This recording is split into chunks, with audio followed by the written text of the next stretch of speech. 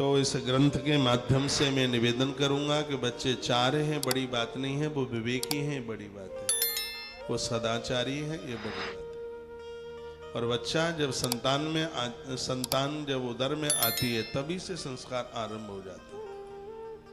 तो इस ग्रंथ में तो ये संतान जन्म के लिए ग्रंथ है, तो इसमें तो मैं कभी कभी कहता हूँ, एक आध बार मैंने बोला होगा, हो सकता है आपने सुना हो, इसी ग्रंथ की बात मैं बोलता हूँ, गर्भ में संतान है तो उस नारी को चंदन का पानी पिलाइए, चंदन की लकड़ी पानी में भिगाइए और उसे वो पिलाइए उसको। इन लकड़ियों का बहुत बड़ा विज्ञान है। किसी का लीवर और किडनी में इन्फेक्शन जैसा हो रहा है, जामुन की लकड़ी है ऐसी, उसको पानी में भिगाइए, पानी पीजिए, अंदर का सब, पेट फूलना है, पेट में गैस है, कोई रिपोर्ट में कुछ आता नहीं है, फिर भी पेट में दर्द बना हुआ है, जामुन की लकड़ी बड़ा फायदा करती है। डायबिटीज वालों के लिए तो बढ़िया है। दुनिया में जितने भी पोर्ट बनाए गए हैं, दुनिया में जितनी भी नौका नाव बनाई गई हैं, स्टीमर बनाए गए हैं, उनके नीचे जो लकड़ी लगती है वो जामुन की ही लगती है, कोई दूसरी लकड़ी नहीं लगती। जामुन की लकड़ी ऐसी है 10,000 वर्ष के लिए भी पानी में डाल दो तो उसमें कीड़ा मकोड़ा नहीं लगेगा,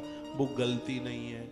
जामुन की लकड़ी को ऐसा वरदान मिला है, वो पानी में बदबू नहीं। और लकड़ियों को छोड़ दीजिएगा, नदी के किनारों पर बदबू आने लगेगी।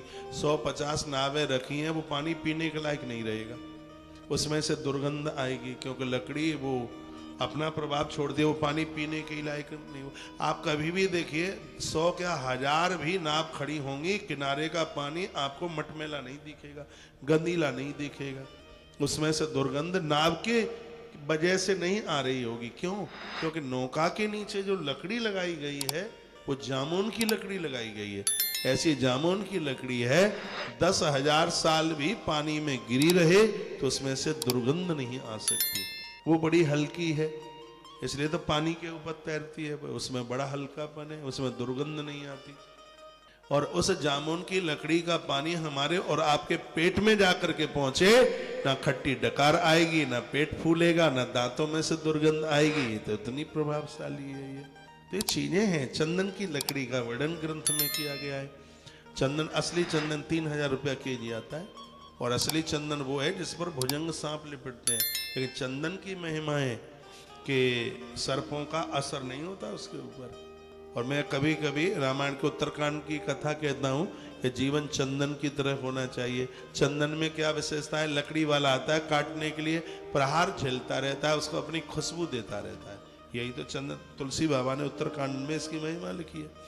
जीवन चंदन जैसा होना चाहिए। चंदन कटता है, चंदन की लकड़ी कटती है, चंदन का पेड़ कटता है, काटने वाले को भी वो अपनी खुशबू दे रहा है। कौन ने काटा? कुल्हाड़े ने काटा। अब दोनों का जीवन देखिए आप।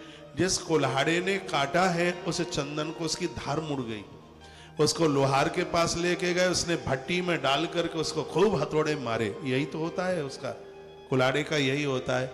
लेकिन जिस चंदन ने मार खाई है वो घिसता घिसता नारायण के मस्तिष्क की सौंदर्यता बन जाता है। सीधी सी बात है, चंदन की तरह जीवन जिएंगे आप। लोग गाली भी दें, परेशान भी करें, तो भी उनको आप आशीर्वाद देते रहोगे। एक दिन भगवान का भी श्रृंगार बन जाओगे।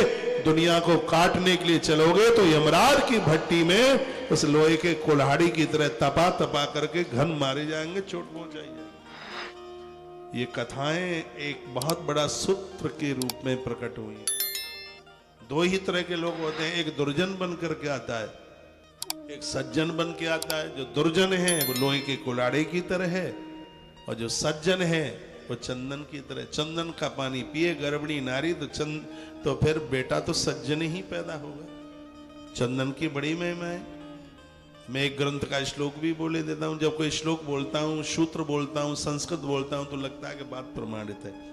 चंदनम महत पुण्यम सर्व पाप प्रणाशनम आपदाम अपहर्तारम लक्ष्मी तिष्ठति सर्वदा। जो चंदन को पूजा पाठ में प्रयोग में लेते हैं तो आपत्ति का तो हरण होता ही है, लेकिन लक्ष्मी तिष्ठति सर्वदा, भगवती लक्ष्मी माँ नारायण के सहित उनके घर में आकर के बैठ जाती है। आप सबके घर में चंदन हो। चंदन बहुत से लोग रेडीमेड बन गए, नहीं तो पहले सबके घर में एक चकला होता था, चंदन की इतनी बड़ी लकड़ी होती थी, घिस घिस के लगाते थे।